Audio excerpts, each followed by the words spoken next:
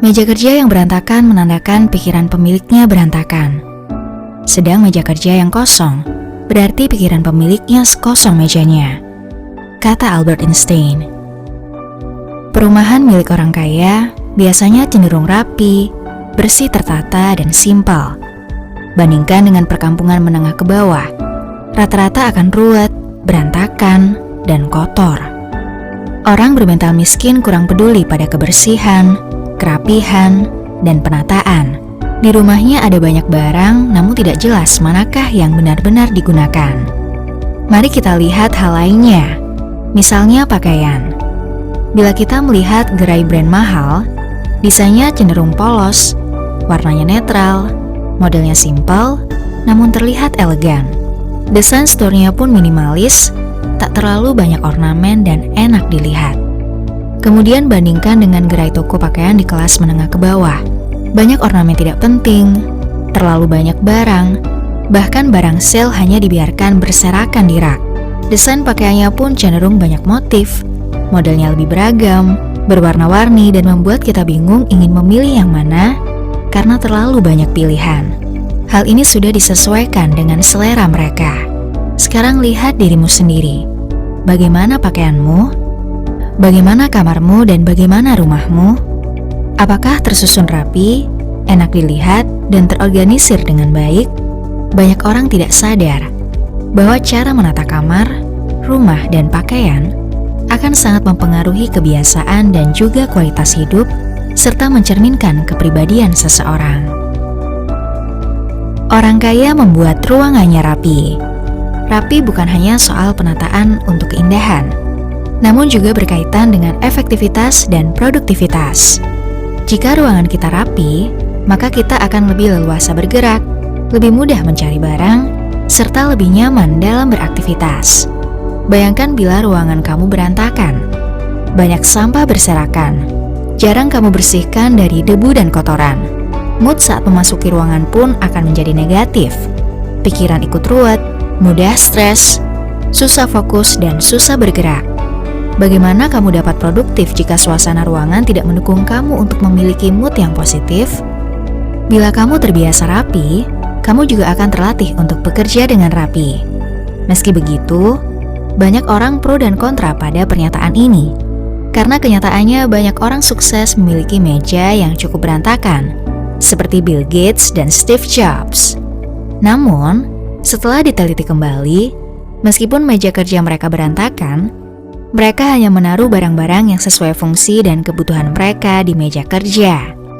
Masalah kerapian ini bukan hanya berlaku untuk ruangan dan meja, namun juga folder dalam handphone dan laptop kamu. Orang kaya selalu menjaga fokus. Ruangan yang simpel dan rapi juga membuat kita lebih fokus dan tidak mudah terdistraksi. Misalnya di meja kerja, kita hanya menaruh hal-hal yang berkaitan dengan pekerjaan. Tentu kita terbebas dari distraksi memikirkan hal-hal yang tidak penting. Kita juga perlu menyeleksi barang-barang yang kita simpan agar semuanya adalah barang yang benar-benar kita butuhkan, bukan sekadar kita inginkan. Singkirkan segala barang yang tak kamu butuhkan. Lupakan segala kenangan atau keterikatan kamu pada barang-barang yang tak benar-benar spesial. Souvenir, hadiah hadir, oleh-oleh, bila tak benar-benar kamu gunakan, singkirkan. Barang paling penting harus selalu terlihat dan berada di posisi strategis. Banyak orang kaya tetap menerapkan hidup minimalis.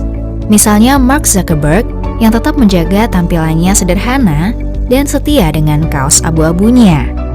Minimalisme membuat kita lebih mudah fokus pada hal penting. Kamu tak perlu berlama-lama memilih pakaian, memilih sepatu, atau padanan tas yang tepat. Semakin sedikit pilihan, maka kamu akan menghabiskan lebih sedikit waktu untuk memilih. Sebaliknya, semakin banyak pilihan akan semakin banyak waktu yang kamu butuhkan untuk memilih dan mengambil keputusan. Kebiasaan ini juga melatihmu terbiasa untuk lebih fokus pada hal-hal penting yang sedang kamu kerjakan. Mengerucutkan pilihan pada pilihan yang terbaik dan bukan terlalu banyak berimajinasi pada hal-hal di luar konteks atau di luar kemampuan. Menghindari multitasking. Apa yang begitu memburumu hingga membuatmu multitasking? Multitasking menunjukkan bahwa kamu tidak memiliki perencanaan dan manajemen waktu yang baik. Multitasking menunjukkan kamu yang tak memiliki prioritas. Banyak orang merasa hebat dengan bisa multitasking, namun orang bermindset kaya selalu fokus pada hal yang sedang mereka kerjakan. Mereka tidak bangga pada berapa banyak pekerjaan yang bisa mereka kerjakan, namun berapa banyak pekerjaan yang bisa segera mereka selesaikan dalam waktu singkat dan tetap berkualitas, sehingga kemudian dapat mengerjakan pekerjaan lainnya. Menjadi simpel bukan sekadar tentang penampilan dan tata ruang, namun juga dalam beraktivitas dan bekerja. Multitasking hanya membuat pikiranmu banyak bercabang dan tidak fokus. Hasilnya tentu tak bisa maksimal. Tetap sederhana. Sederhana di sini bukan berarti memilih hidup dengan rumah yang kecil atau barang-barang yang murah, namun memilih untuk memiliki hidup yang simpel, berkualitas, tetap apa adanya dan sesuai kebutuhan. Banyak orang biasa yang segera ingin menikmati uang yang telah mereka cari sebelum waktunya. Mereka mengambil kredit untuk kendaraan baru, tas mewah baru, gadget baru, atau peralatan elektronik yang tak jelas benar manfaatnya. Orang bermindset kaya paham benar bagaimana menggunakan uangnya. Dia mungkin akan membeli barang mewah, namun dia yakin barang mewah tersebut sesuai kebutuhannya dan memberikan manfaat yang nyata, bukan sekadar untuk menjaga gengsi saja. Berbeda dengan orang biasa yang memiliki 10 sepatu dengan kualitas murahan.